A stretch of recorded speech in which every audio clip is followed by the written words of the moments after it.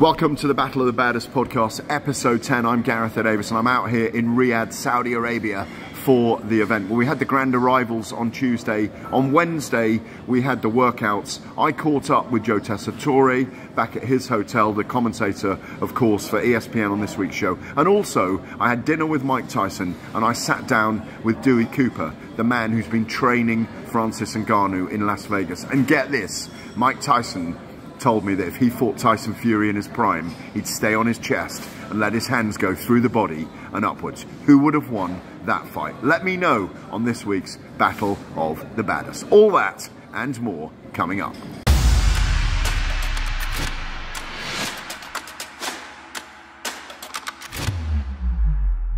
Well, we're here in Riyadh with Giuseppe Tessitore, known in America as Joe Tessitore. Isn't that something, Gareth? It's funny, we just had dinner together, and the fact that we both trace our bloodlines back to just outside of Naples, Italy.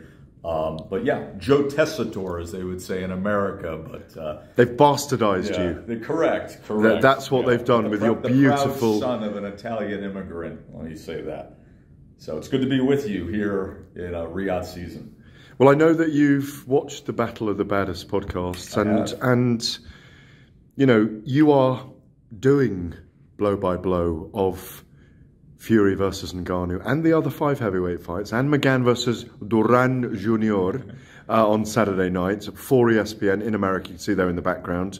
Joe, obviously an esteemed broadcaster in many sports and a sports personality as well in America.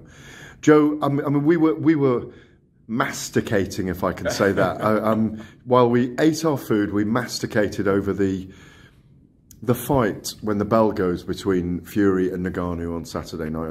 And Ngannou is a mixed martial artist. Yes. Fury is a brilliant boxer, very unusual, a freak in lots of ways. Without going to how you see your pick, first of all, you're here in Riyadh. You've been at massive events. How does it compare for you at the moment as an event? Well, I'm just getting my feet underneath me, but already you can feel that this is a ultra global event. And I think we need to stress the word event. I think this is a spectacle. I think it's okay to sit there and say, we understand there's not a heavyweight championship on the line, but that doesn't mean that this isn't a historic heavyweight event. It very much is. We've had banal, insipid heavyweight championship fights over the course of the last 20 years. I would rather have a global spectacle where the entire world's attention is focused in on the heavyweight champion of the world than sit back and have another meaningless title defense. To those who sit there and critique it, would you prefer to not see the heavyweight champion of the world participate in our sport in any form? Just have him on the bench? I want to see fighters fight. So I'm all in. I'm also all in on the event of it. And I think that's very important. You know, because I straddle so many different roles in my career, from entertainment to American football to then being a hardcore boxing guy, I do hear a lot from the casuals or the mainstream sports fans, or even just somebody who wants to be entertained. And over the course of recent weeks, I have heard everything from, ooh, I saw a video of that Ngannou guy. He looks dangerous. What a body on him. To those citing the hardest puncher in the world. It doesn't matter that it's boxing or the hardest puncher in the world. To my son, who's one of these finance guys in Midtown Manhattan, saying, Dad, you should see the promotional banners on top of every cab. You should see what's going on Fifth Avenue right now as the Scroll is advertising a watch party. Among the finance crowd, among the casual sports fans in America, among the MMA crowd, nobody in that crowd is doubting Ngannou at all. They understand he's up against it, but they're sitting back excited to see what happens on Saturday. One of the things that is clearly happening is this is a precursor to bigger things. Correct.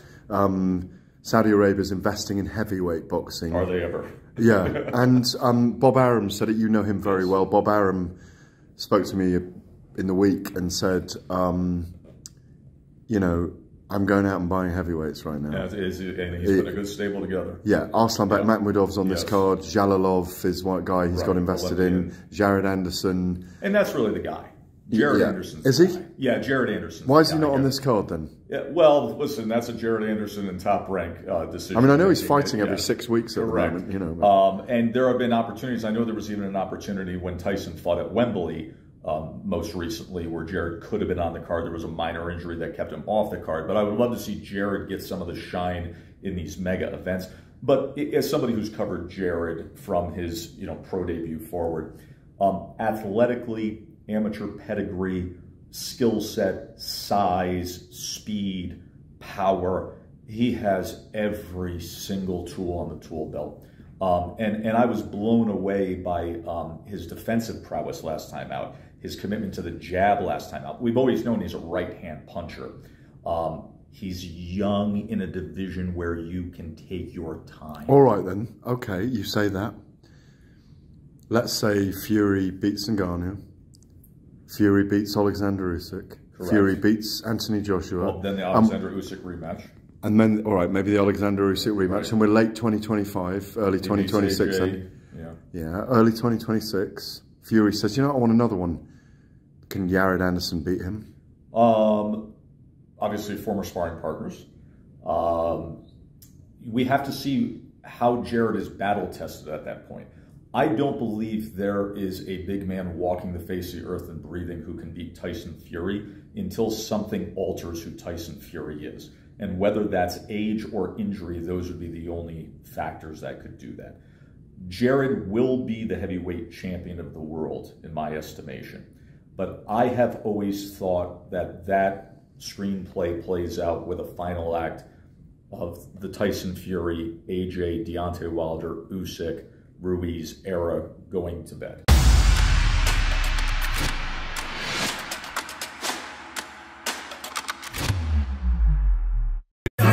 So I'm here at the Fighter Workouts. Fabio Wardley is here, and right here is David Adelaide. They are within a few feet of each other. Yeah, look, there we go. Go on, flex them again. Flex them again. Nobody like me though. That's all that matters. How does this feel? Yeah, it's good. You know, I'm soaking up the atmosphere. You know, you got Carlos Takam in the ring right now. This is the venue where we're gonna fight. You know, it's good to just soak it up, see what's going on. See all around us here. It's an amazing venue, isn't it? You're looking forward to fighting here on Saturday night? Yeah, you know, it's going to be such an experience. I'm just soaking it up now. Enjoying it right now.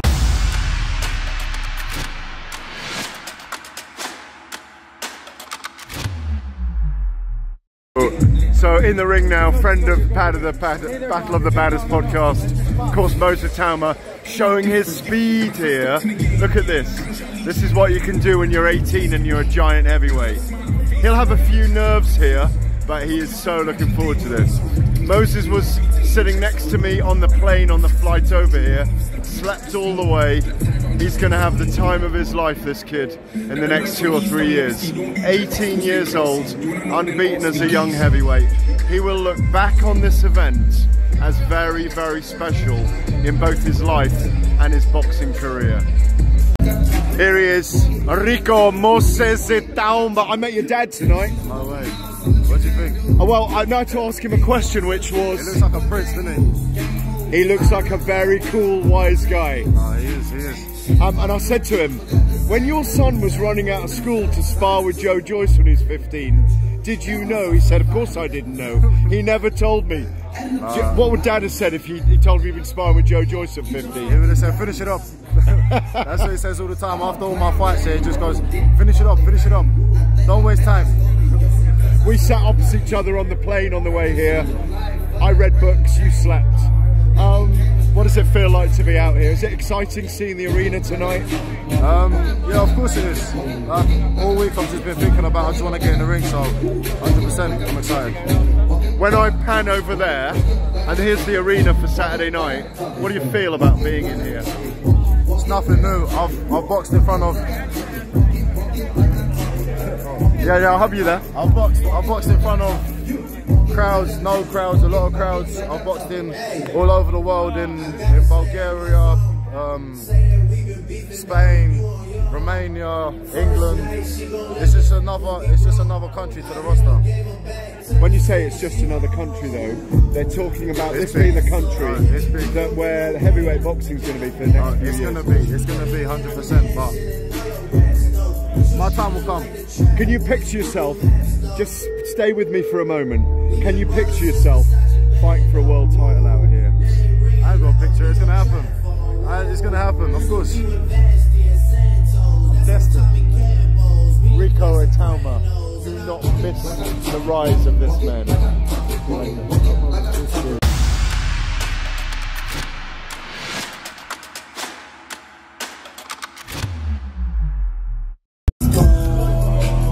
You don't speak very good English, do you? You told me. I never do that. Look at this giant! This is Arslanbek Makhmudov, undefeated, 17 fights, 16 knockouts. He is a Russian tank, and I think you will be heavyweight champion of the world. I hope so. I think maybe a little bit. Yeah. How exciting is it to be here? I'm just translating. He said he's very happy to be here. I'm very happy to be here. I'm very excited. Right? No, your English is fantastic. I wish you all the best here. Yeah? It's great to meet you properly. Yeah?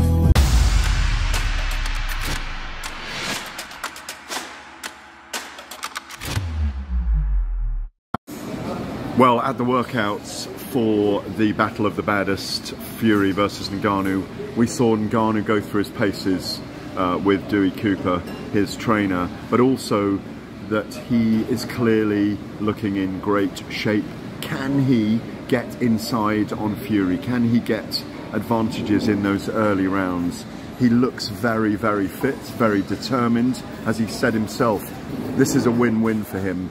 He's a victor in life, he's a winner in life because of what he's gone through, this rags to riches story. But when Tyson Fury stepped into the ring, take a good look at him here, he is clearly not looking to mess around in the ring, not looking to waste time. You can see that he wants to snap out fast hands, fast jab, go through the guard of Francis Ngannou, who has to use rough man science in this fight, as we've heard earlier in the series of Battle of the Baddest. Clearly, Fury has got one eye on December the 23rd, not in reality in the ring, because he's have all his focus on Francis Ngannou, but he will clearly not want to get cut, to get injured. He won't want to get paid for overtime. You don't get paid for overtime in boxing, remember. He will want to get the job done and get out of there fully intact if he's going to fight Alexander Usyk for the undisputed title back here in 8 weeks' time. It's all to play for on Saturday night. It will be an incredible night with 2 arenas in use, of course. But we've been here in this arena watching Tyson Fury going through his moves, and also, of course, Francis Ngannou and all the other undercard fighters, all these great heavyweights, young heavyweights that you've seen with me today.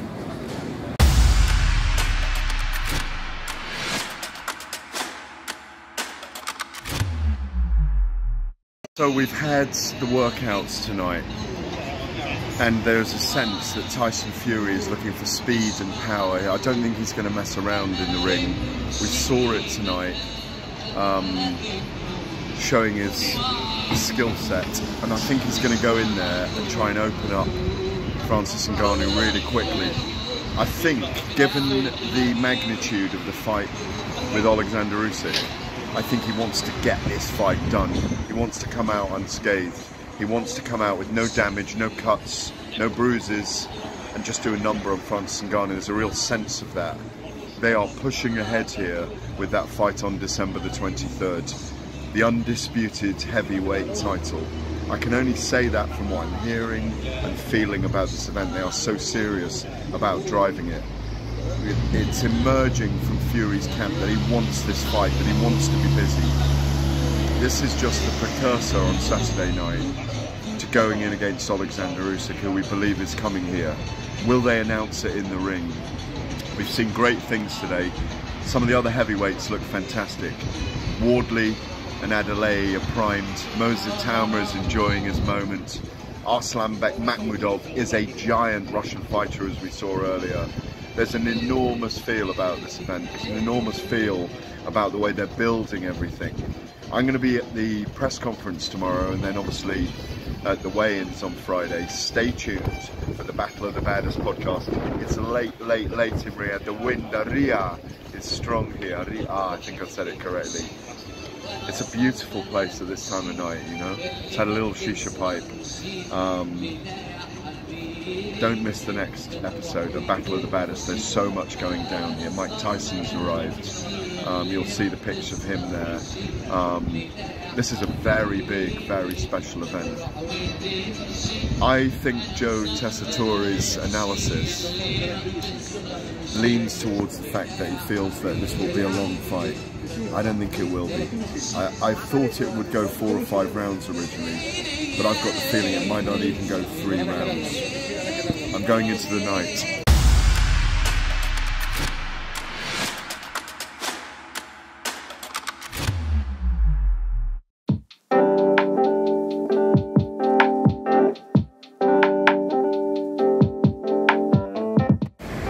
Dewey Cooper, you've spent a lot of time with Francis Ngannou in the build-up to this fight, training him, getting him ready for a boxing match.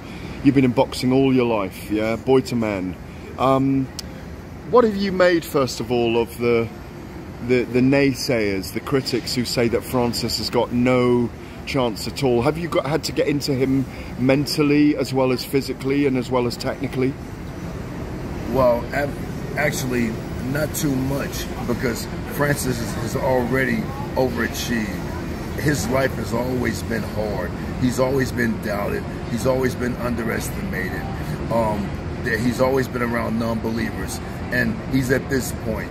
Many boxers who are in the top 10 would love to have this opportunity. Francis Ngannou has this opportunity. And my philosophy on life is that we don't get anywhere by luck. We get there because we belong there. Francis belongs in this fight, and he's going to show in 2 more days.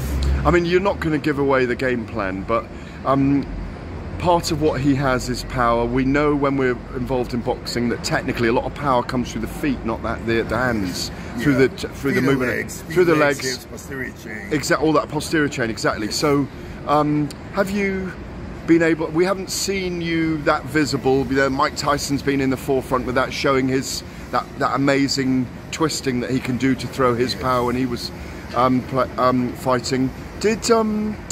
Did Francis pick all that kind of stuff up? Has he picked up the rotation and all of those kind of things? Well, we definitely improved in those areas. The power will be increased. Yeah. But just his all-around fight ability, his all-around boxing ability has been increased because we weren't only boxing. This entire time, we've done mixed martial arts type training, boxing, kickboxing, wrestling, ground defense, wall defense, these things. This is the first camp we've had 14 weeks of strictly boxing, so he'll be improved in every aspect. Do you think, given his narrative, the narrative arc of his life, this extraordinary rags to riches story, being an inspiration for the children of Cameroon, his mother and his sister, his youngest sister told me yesterday, that there's all over Africa, indeed, across the continent, that there could be fate involved here, that he might cause the greatest upset in heavyweight boxing history? Whatever adjective you guys choose to use, fate, determination, luck, whatever term. Karma. Yeah. The one I prefer to use is karma. Yeah. Whatever word we prefer, as long as it happens. I really feel that karmically and through his upbringing, digging that dirt in the sands of Cameroon, given that God-given power, strength, and mental fortitude not to be denied, will all show and catapult us to victory. Francis Ngannou, I feel, is going to win this fight, regardless of what other people feel, because we're in the gym with him. We see the work, we see the sparring, we see the improvement, the vast improvement on a weekly basis. Right, on the other side then, you know your boxing. What do you see in Fury? And what are the things that you can exploit in the Gypsy King? First of all, in Tyson Fury, I see the best boxer, the best heavyweight boxer of this era. Would he have beaten Mike Tyson? Mike Tyson versus Tyson Fury in their prime? I take Mike Tyson for one reason. He can match the footwork. He can cut the ring off and stay inside on Fury. That's what Mike told. I was at dinner with Mike last night. That's exactly what he said. He said I'd stay on his chest the whole time. And the overhand right plus the body shots and the uppercuts. That's right. The body shots and working it up would be Fury's demise. Fury is a new school, a new age Muhammad Ali. Same style, great footwork, groovy, swaggy, confidence, cocky, but he has his hands out of position a lot. He throws that back fist jab a lot. There are openings, maybe not his head, but the head is not the only opening in boxing. And body punchers like Joe Frazier, like Mike Tyson, would definitely give that style trouble. We've seen this story again and again, and it was always competitive fights when you get that brawler style, that good brawler style versus that good boxer style. This fight will be a little different because Francis is not truly the Tyson style, but we took some bonuses and some points from Mike Tyson that we will utilize in this fight, and it's going to be a great fight and a great night. What's your prediction for the way the fight goes in terms of the shape of the fight? Do you think it will be a slow start and it will warm up, or is Francis going to swarm him? I know I can't ask you for the game plan. I mean, I can't tell you that, but most people think the longer the fight goes, the worse it'll be for us. I feel the longer the fight goes, the stronger we'll get. So I feel the exact opposite of what all the experts, including yourself, think, sir. I'm not an expert. I'm just a pundit. I take the word expert as a compliment. Okay, but people are entitled to their own opinions. Some people say we have a chance 10 minutes or less. I said it gets a better chance of victory after 10 minutes. Fascinating. We'll see. Any coach in the world, when they have a fighter they're preparing, they prepare him to go the duration of whatever's demanded. The demands are 30 minutes, a 10-round fight. Our fighter, Francis the Predator Ngannou, is ready to go 30 minutes if need be. And finally, overarching all of this, the umbrella of this, it's been an enormous fight week, an enormous event. I'm sure you've been aware for a long time the amount of investment from the Saudi Arabian government and from the GEA Riyadh season and His Excellency Turki Al-Sheikh into this event. Talk to me about what, almost like a new era for heavyweight fighting this, with these guys investing in it. Yes. First of all, gargantuan amount of finance and exposure and fiasco, festivity, extravaganza, whatever word you want to choose. This is incredible. People can't even absorb what's going on here in Riyadh, Saudi Arabia, unless they're witnessing it. This is huge. So obviously the resources were put in abundance. In saying that, we have an all heavyweight card with some of the best heavyweights in the world fighting on it. Big shots to Carlos Takam. We expected an upset over Piccoli also. It's great. You've got future stars, Moses Itama, 18 years old. Have you seen him? Yes, I've seen him. 18 years talent. old. But fast southpaw. But it's exceptional what Your Excellency is doing, what Turkey and the royals here in Saudi Arabia are doing. It's unmatched, man. This is the next mecca of boxing. This will be the new Las Vegas of entertainment and the fight sports.